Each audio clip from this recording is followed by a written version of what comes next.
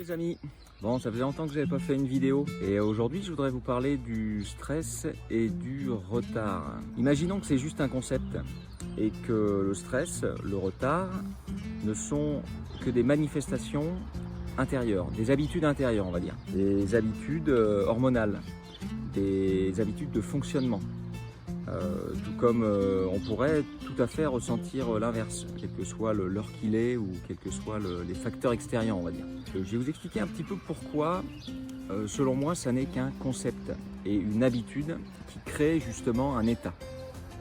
Donc on va parler d'état intérieur. Quelle que soit l'heure qu'il est, c'est-à-dire que j'avais l'habitude, moi, le matin, de partir à une certaine heure et à chaque fois, je me mettais 5 minutes dedans, clairement, par rapport à un horaire établi. Donc là, c'est extrêmement factuel. J'ai expérimenté sans changer les horaires finalement, parce que j'avais l'habitude, parce que c'était mon timing, j'étais programmé comme ça. Juste j'ai expérimenté le fait de changer d'état, c'est-à-dire de faire cet effort, qui est un effort surhumain, parce qu'on doit dépasser sa propre condition, de me dire non c'est ok là, moi je contrôle mon état intérieur et puis je vais rester cool. Je sais qu'en termes de timing, je suis 5 minutes en retard, factuellement, toutefois je vais rester cool. Le résultat de cette expérience, et que je continue parce que maintenant c'est devenu ma nouvelle habitude, eh bien, c'est que mes retards ne m'ont jamais impacté, ou n'ont jamais impacté qui que ce soit, on va dire, de manière négative. Il n'y a que dans notre tête que la plupart du temps, on se dit je suis en retard, donc je ne suis pas prêt en fait à assumer les conséquences de ce retard.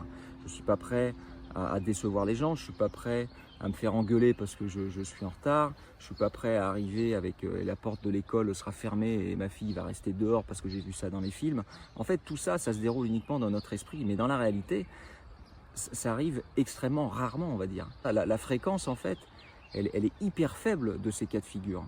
Mais pour nous, du coup, on en a fait une obsession et du coup, le retard devient insupportable. C'est quelque chose qu'on ne s'autorise pas par conditionnement, tout simplement. Par fabulation de notre propre esprit.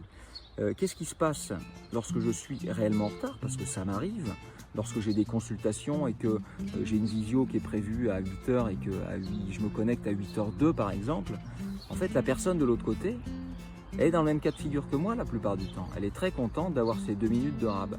Tous mes collègues qui travaillent dans l'événementiel, je peux vous assurer que les visios qu'on fait démarrent extrêmement rarement à l'heure pile. En fait, les visios démarrent 2-3 minutes après parce que tout le monde sort d'une réunion, est dans le jus, n'a pas pensé à aller aux toilettes, etc. Ou a besoin de manger un petit quelque chose, ou a encore un coup de fil à passer. Mais en fait, tout le monde est content. On est tous dans les mêmes rythmes, dans les mêmes dynamiques professionnelles. Donc, on n'a pas de stress à se mettre avec le retard. Mieux que ça encore, ce que je trouve extraordinaire, c'est que le fait que je me sois conditionné à rester cool, ça m'a demandé un effort quand même, intense, un effort de conscience on va dire. Et puis d'agir sur ma propre chimie interne parce qu'on est addict à ces hormones du stress là. Et du coup le fait d'être cool, le temps ne passe pas de la même manière. On est beaucoup plus efficient en fait dans chacune de nos actions et résultat au bout du compte en fait je suis plus tellement en retard, voire je suis miraculeusement à l'heure. Et pas parce que j'ai fait un effort par rapport à l'heure en elle-même, à ce concept du temps, mais parce que j'ai vraiment agi sur mon état interne avec ma propre conscience pour obtenir un résultat différent.